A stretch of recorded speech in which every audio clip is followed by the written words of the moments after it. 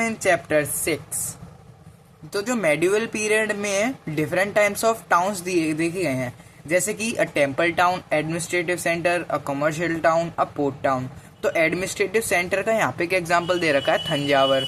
तो यहाँ पे थंजावर से रिवर कावेरी जो है वो बहती है, और यहाँ पे राजा राजेश्वरा टेम्पल है, और यहाँ पे पैलेस है जिसके अंदर मंडप है, ठीक है। और मार्केट्स के अंदर ग्रेन सेल किया जाता है, क्लोथ और ज्वेलरी भी सेल की जाते हैं, और इसके अंदर वेल्स और टैंक्स भी हैं।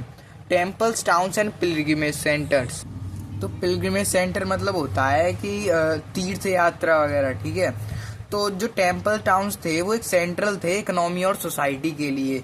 रूलर्स ने टेम्पल्स बनवाए ताकि वो अपनी डिवोशन जो है वेरियस डीटीज के लिए उनकी जो डिवोशन है, उनकी जो भक्ति है, उसको वो दिखा सकें, ठीक है। और जो पिलग्रिम्स होते हैं वो डोनेट मतलब जो भी आते हैं पिलग्रिमेज तीर्थ यात्रा करने, वो सब डोनेशन दे के जाते हैं, ठीक है। उनसे ये सब काम होते हैं।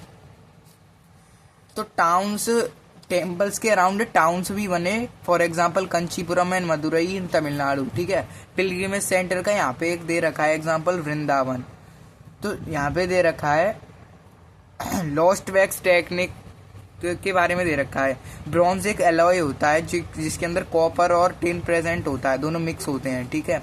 तो बेल मेटल एक चीज़ है जिसके अंदर टिन का ज़्यादा मात्रा होती है और ब्रॉन्ज की थोड़ी कम होती है, और इसको बजाते हैं तो एक बेल मतलब घंटी जैसी आवाज़ आती है।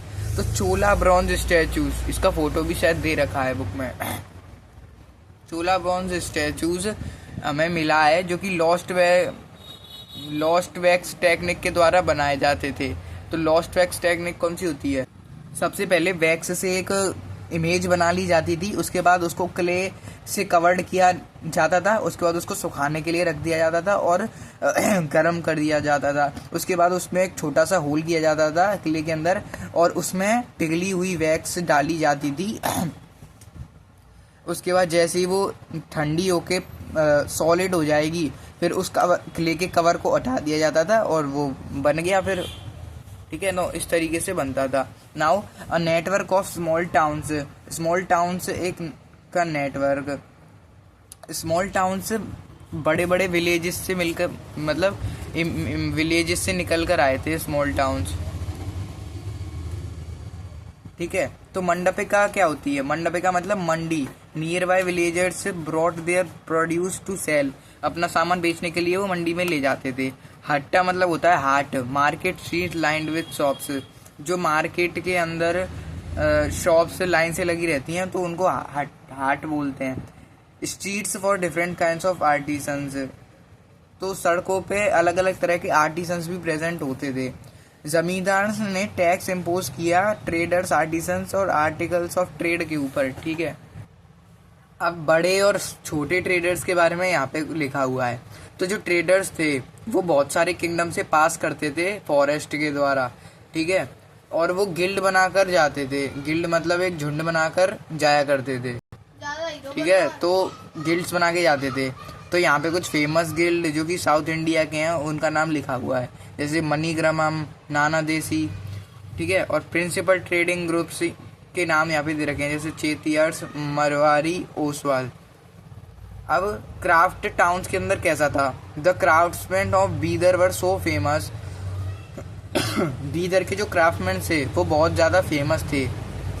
तो वो अपना काम और देयर इनले, वो अपने इनले work in copper and silver के इनले वर्क जो करते थे उसके लिए फेमस थे, जिसको बोलते थे बिदरी। क्राफ्टमैन को बोलते थे बिदरी, ठीक है। तो वो क्या करते थे? Construction of palaces, big building, tanks and reservoirs, ठीक है, इन सब का कंस्ट्रक्शन करते थे। पंचालस एंड विश्वकर्मा कम्युनिटी, ये दोनों कम्युनिटी के लोग क्राफ्ट्स के लिए बहुत फेमस थे। Now the architectural splendour of Hampi. Hampi का आर्किटेक्चरल स्प्लेंडर कैसा था, ठीक है।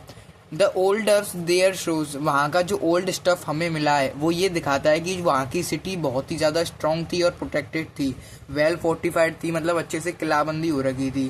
कैपिटल ऑफ विजयनगर एम्पायर का जो कैपिटल था 1336 से 1565 तक था विजयनगर एम्पायर। तो ये जो हम्पी था वो उसका कैपिटल था।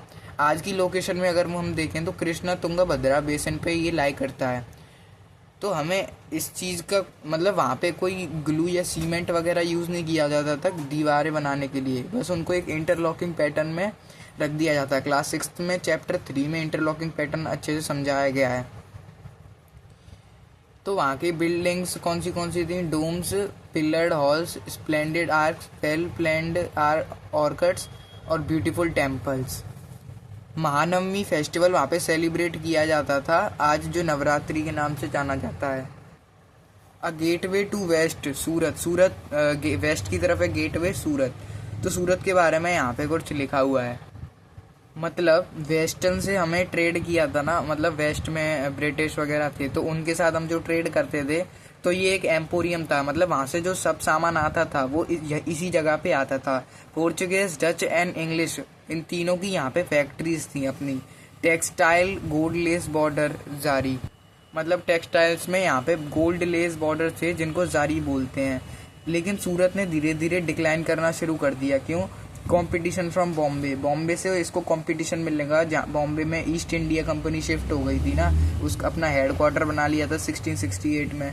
और दूसरा रीज़न था डिक्लाइन ऑफ मुगल एम्पायर का भी डिक्लाइन होना स्टार्ट हो गया था। तो जो मसूलीपट्टनम है इसकी लोकेशन है डेल्टा ऑफ कृष्णा रिवर पे। तो मोस्ट इम्पोर्टेंट पोर्ट था ये आंध्र कोस्ट में, जो कि डच के द्वारा बनाया गया था। कुतुब शाही रूलर्स ने मोनोपोलीज इम्पोस्ट की टेक्सटाइल की स्पाइस की सेल पे। कंपटीशन बढ़ा पर्शियन मर्चेंट्स के अंदर, यूरोपियन ट्रेडर्स के अंदर, जिन्होंने ये सिटी बनाई। ठीक है, कंपटीशन बढ़ा तो उसकी वजह से क्या हुआ कि ये सिटी पॉपुलर हो गई और प्रॉस्पेरस हो गई, मतलब ये सिटी बहुत अच्छी हो गई। तो जैसा कि हम जानते हैं कि ईस्ट इंडिया कंपनी के जो ट्रेडर्स थे वो बॉम्बे मूव कर गए थे, तो उन्होंने तो सूरत ने अपनी प्रॉस्पेरिटी खो दी।